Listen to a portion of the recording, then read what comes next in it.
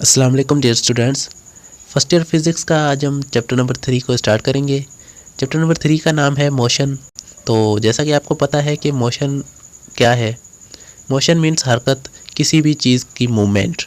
कोई भी चीज़ एक जगह से दूसरी जगह तक मूव करती है, अपनी प्लेस को चेंज करती है, अपनी जगह को चेंज करती है, उसे हम मोशन कहते हैं। ठीक है, तो उसमें हमारा जो पहला टॉपिक है वो है डिस्प्लेसमेंट।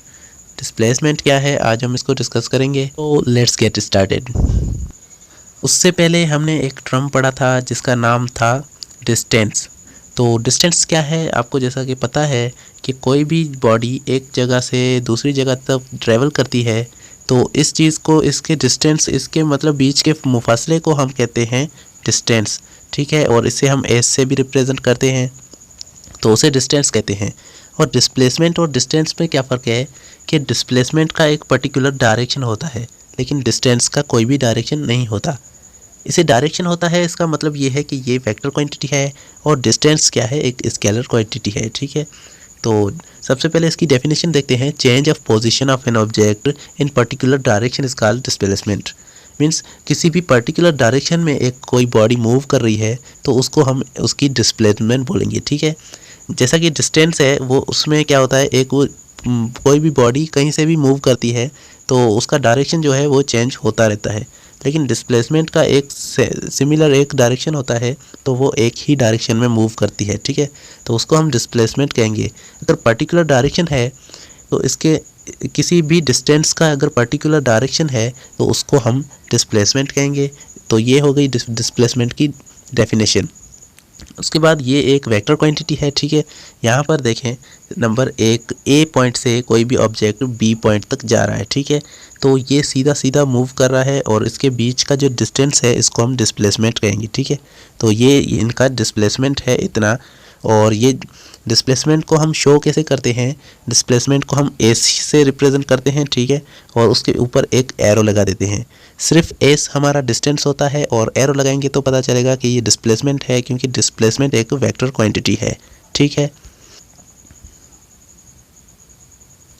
लेट सपोज एक बॉडी है जो एक ए पॉइंट से बी पॉइंट तक मूव कर रही है। ठीक है, तो ए पॉइंट से बी पॉइंट तक इस तरह मूव कर रही है। ठीक है, इस तरह मूव करेगी तो इसको हम क्या कहेंगे, यहाँ से यहाँ तक के डिस्टेंस को इसने इतना डिस्टेंस किया, कवर किया है। ठीक है, ए पॉइंट से लेकर बी पॉइंट तक इसने इतना डिस्टेंस कवर किया है।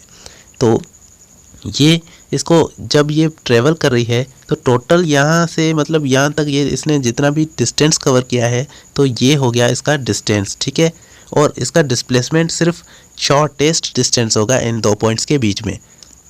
मतलब ये दो पॉइंट्स हैं, इनके बीच में छोटे से छोटा जो डिस्टेंस है उसको हम डिस्प्लेसमेंट कहेंगे। ठीक है, तो डिस्टेंस कभी भी कितना भी बड़ा हो सकता है दो पॉइंट्स के दरमियान, मतलब वो कितने रास्ते हो सकते हैं, कितना दूर से वो आ सकते हैं। ठीक है, कहीं से भी घूम करके वो उस पॉइंट पे आएंगे तो उसका डिस्टेंस जो है वो ज़्यादा हो जाएगा, और डिस्प्लेसमेंट हमेशा डिस्टेंस से कम होता है या फिर बराबर भी हो सकता है। ठीक है, तो ये एक पॉइंट थे हमारे पास। उसके बाद यूनिट ऑफ डिस्टेंस। ठीक है, तो डिस्टेंस का यूनिट क्या है, यूनिट है डिस्टेंस का मीटर। क्योंकि हम डिस्टेंस को मीटर में नापते हैं तो हम डिस्प्लेसमेंट को भी, इनका दोनों का यूनिट सेम है और डायमेंशन भी दोनों का सेम है। मतलब इनका जो डायमेंशन है वो भी लेंथ है और इनका जो डिस्टेंस यूनिट है वो भी मीटर है। इनको हम मीटर में मेजर करते हैं। उसके बाद एक और पॉइंट है हमारे पास, यहाँ पर देखें, if an object is moving. ठीक है, अगर कोई ऑब्जेक्ट मूव कर रहा है, ठीक है, मिसाल के तौर पे एक ऑब्जेक्ट है ए, तो ये ए ऑब्जेक्ट यहाँ से मूव कर रहा है, मतलब कहीं भी जा रहा है। ठीक है, तो ये ऑब्जेक्ट मूव कर रहा है तो इसका जो डिस्टेंस कवर्ड है वो कभी भी ज़ीरो नहीं हो सकता, क्योंकि इसने डिस्टेंस कवर कर रहा है ये। ठीक है, तो इसका डिस्टेंस कभी भी ज़ीरो नहीं हो सकता। लेकिन इसका डिस्प्लेसमेंट है वो ज़ीरो हो सकता है।